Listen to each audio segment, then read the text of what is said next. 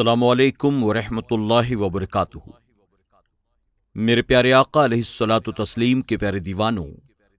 خاتون جنت حضرت فاطمۃ الزہرا رضی اللہ تعالیٰ عنہا کے کنیزوں،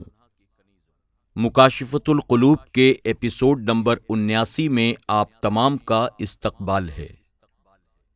الصلاۃ والسلام علیک یا رسول اللہ، الصلاۃ والسلام علیک یا حبیب اللہ، الصلاۃ والسلام علیک یا نبی اللہ، وعلی آلک واصحابک یا نور اللہ، صلی اللہ تعالی علیہ وسلم۔ باب 55، یتیموں پر ظلم کی ممانعت۔ فرمان الہی ہے۔ مفہوم: بے شک جو لوگ ناحق یتیموں کا مال کھاتے ہیں، سوائے اس کے نہیں کہ وہ اپنے پیٹوں میں آگ کھاتے ہیں، اور البتہ وہ جہنم میں جائیں گے۔ حضرت قتادہ رضی اللہ تعالیٰ عنہ کا قول ہے کہ یہ آیت بنی غطفان کے ایک شخص کے حق میں نازل ہوئی۔ وہ اپنے چھوٹے یتیم بھتیجے کا سرپرست بنا اور اس کا تمام مال کھا گیا۔ ناحق اور ظلم سے یہ مراد ہے کہ وہ ایسا کرتے ہوئے حقیقت میں یتیموں پر ظلم کرتے ہیں۔ اس وعید میں وہ لوگ داخل نہیں ہیں جو فقہ کی کتابوں میں درج کیے ہوئے شرائط کے مطابق ان کے مال میں خرچ کرتے ہیں اور کھاتے ہیں۔ فرمان الہی ہے۔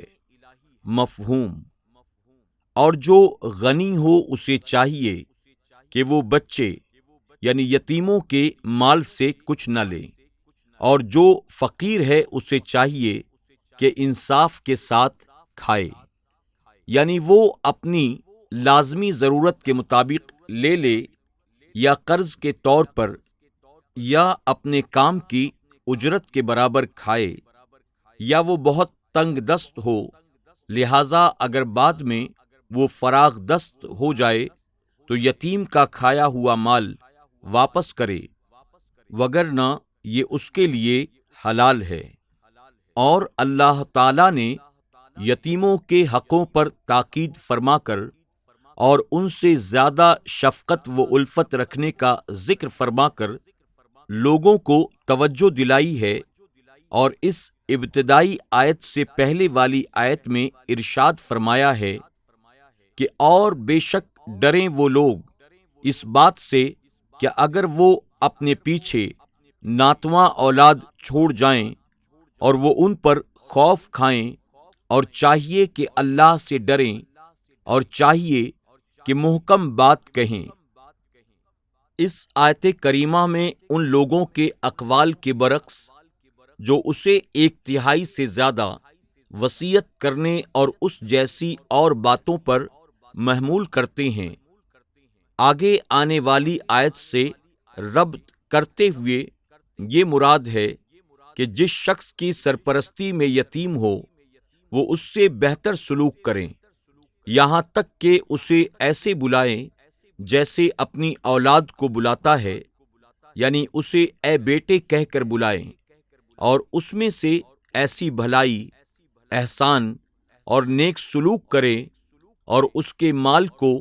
اس طور سے خرچ کرے جیسا کہ وہ اپنے مرنے کے بعد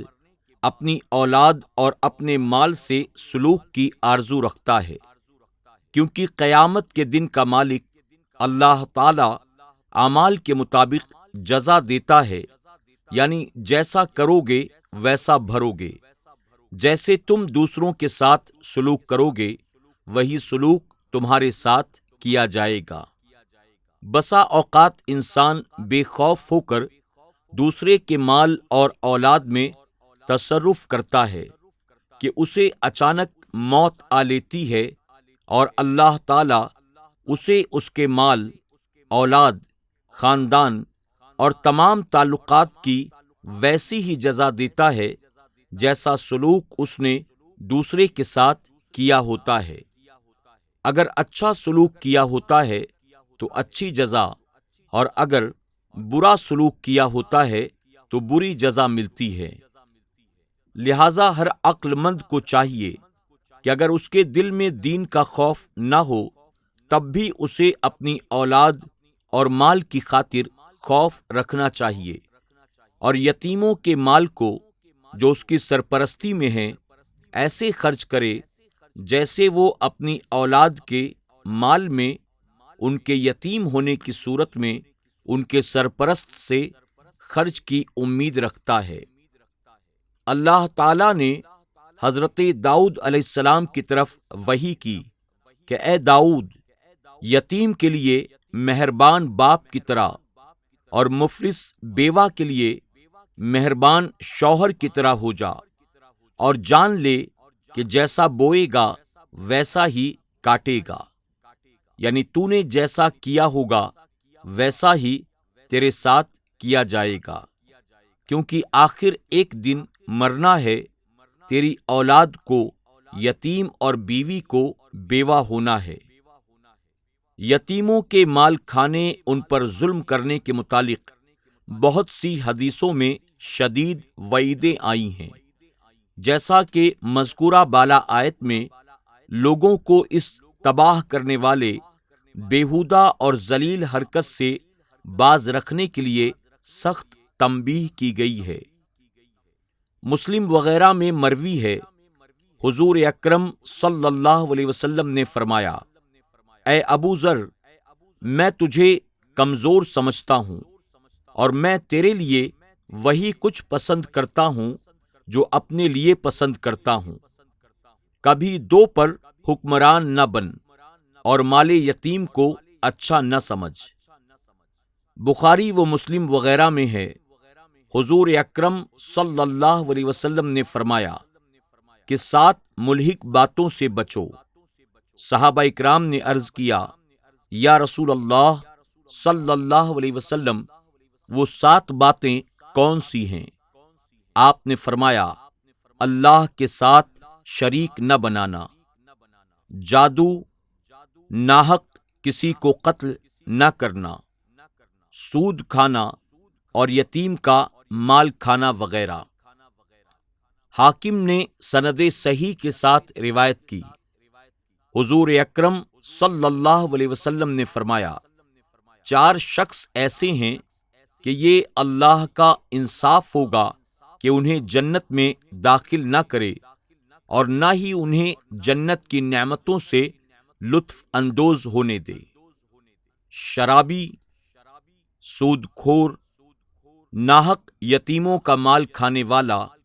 اور والدین کا نافرمان۔ صحیح ابن حبان میں روایت ہے کہ ان باتوں میں جو آپ صلی اللہ علیہ وسلم نے حضرت عمر بن حزم رضی اللہ تعالیٰ عنہ کے توسل سے یمن والوں کو احکام بھیجے تھے، ان میں سے یہ بھی تھا کہ قیامت کے دن اللہ تعالیٰ کی بارگاہ میں سب سے بڑا گناہ اللہ کا شریک ٹھہرانا، ناحق کسی مومن کو قتل کرنا، جنگ کے دن میدان سے یعنی جہاد فی سبیل اللہ سے بھاگنا، والدین کی نافرمانی، پاک باز عورتوں پر تہمت لگانا، جادو سیکھنا، سود کھانا اور یتیم کا مال کھانا ہے۔ یتیموں کا مال ناحق کھانا اور اس کا بدلہ۔ ابو یعلا رحمۃ اللہ تعالی علیہ سے روایت ہے کہ قیامت کے دن قبروں سے ایک ایسی قوم اٹھائی جائے گی جن کے منہ سے آگ بھڑک رہی ہوگی۔ عرض کی گئی، یا رسول اللہ صلی اللہ علیہ وسلم، وہ کون لوگ ہوں گے؟ آپ نے فرمایا، کیا تم نے یہ فرمان الہی نہیں دیکھا؟ بے شک جو لوگ ظلم کے طور پر یتیموں کا مال کھاتے ہیں، سوائے اس کے نہیں کہ وہ اپنے پیٹ میں آگ کھاتے ہیں۔ مسلم شریف کی روایت ہے، کہ معراج شریف کی حدیث میں ہے، بس میں اچانک ایسے آدمیوں کے پاس آیا جن پر کچھ لوگ مقرر تھے جو ان کی داڑھیاں نوچ رہے تھے، اور کچھ لوگ جہنم کے پتھر لا کر ان کے منہ میں ڈال رہے تھے اور ان کے پیچھے سے نکل رہے تھے۔ میں نے کہا جبرائیل، یہ کون لوگ ہیں؟ تو جبرائیل علیہ السلام نے عرض کیا، جو لوگ ناحق یتیموں کا مال کھاتے ہیں وہ اپنے پیٹ میں آگ کھا رہے ہیں، بس اس کے سوا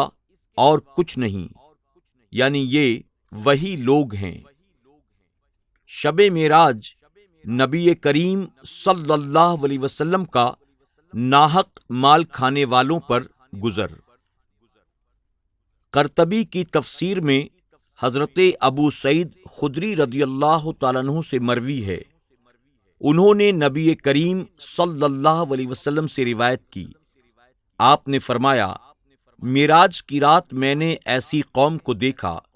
جن کے ہونٹ اونٹ کے ہونٹوں کی طرح تھے، اور ان پر کچھ لوگ مقرر ہیں جو ان کے ہونٹ پکڑ کر ان کے منہ میں جہنم کے پتھر ڈال رہے ہیں جو ان کے نیچے سے نکل رہے ہیں۔ تب میں نے پوچھا، جبرائیل، یہ کون لوگ ہیں؟ تو جبرائیل علیہ السلام نے عرض کیا، یا رسول اللہ صلی اللہ علیہ وسلم، یہ لوگ ناحق یتیموں کا مال کھایا کرتے تھے۔ میرے پیارے آقا علیہ الصلوۃ والتسلیم کے پیارے دیوانوں، خاتون جنت حضرت فاطمۃ الزہرا رضی اللہ تعالیٰ عنہا کی کنیزوں، آج کے درس میں ہم نے یہ سنا کہ جو یتیموں پر ظلم کرے، ناحق ان کا مال کھائے، اس کے لیے اللہ رب العزت نے آخرت میں سخت ترین عذاب تیار کر رکھا ہے۔ اگر کسی کی سرپرستی میں کوئی یتیم بچہ ہو، رشتے میں بھتیجا لگتا ہو، بھانجا لگتا ہو، نواسا لگتا ہو، پوتا لگتا ہو، یعنی وہ چاہے جو بھی ہو، ہر سرپرست کو چاہیے کہ اپنی سرپرستی میں پلنے والے یتیم بچے پر رحم کرے، اس کا حق صحیح طور پر ادا کرے، اور اگر اس کے وارثین کچھ مال چھوڑ کر گئے ہیں تو اس مکمل مال کا مالک وہ یتیم ہے، اس یتیم کے مال کو اپنی ذات پر خرچ کر کے یا اسے کھا پی کر اپنے لیے جہنم کا ایندھن تیار نہ کریں، اور نہ ہی اپنے بچوں کی موجودگی میں یتیم بچے کو ذلیل و رسوا کریں۔ یاد رکھیں، یتیم کے ساتھ شفقت سے پیش آنا، محبت سے پیش آنا، اس کے سر پر ہاتھ پھیرنا، یہ میرے آقا صلی اللہ علیہ وسلم کی سنت مبارکہ ہے۔ اگر اللہ تبارک تعالیٰ موقع اور توفیق دے تو ہر یتیم بچے یا بچی کے ساتھ محبت و شفقت کے ساتھ پیش آئیں، اللہ اور اس کے رسول صلی اللہ علیہ وسلم کو راضی کر کے اپنی دنیا اور آخرت کو سنوارنے کی کوشش کریں۔ اللہ تبارک تعالیٰ ہمیں آپ کو سب کو عمل کرنے کی توفیق عطا فرمائے۔ میرے پیارے آقا علیہ الصلوۃ والتسلیم کے پیارے دیوانوں، خاتون جنت حضرت فاطمۃ الزہرا رضی اللہ تعالیٰ عنہا کی کنیزوں، آج کے درس میں بس اتنا ہی۔ انشاءاللہ ایک نئے ایپیسوڈ اور ایک نئے باب کے ساتھ کل پھر آپ کی خدمت میں حاضر ہوں گے۔ تب تک کے لیے ہمیں اجازت دیں، اپنا خیال رکھیں اور اپنی دعاؤں میں ہماری پوری ٹیم کو یاد رکھیں۔ السلام علیکم ورحمۃ اللہ وبرکاتہ۔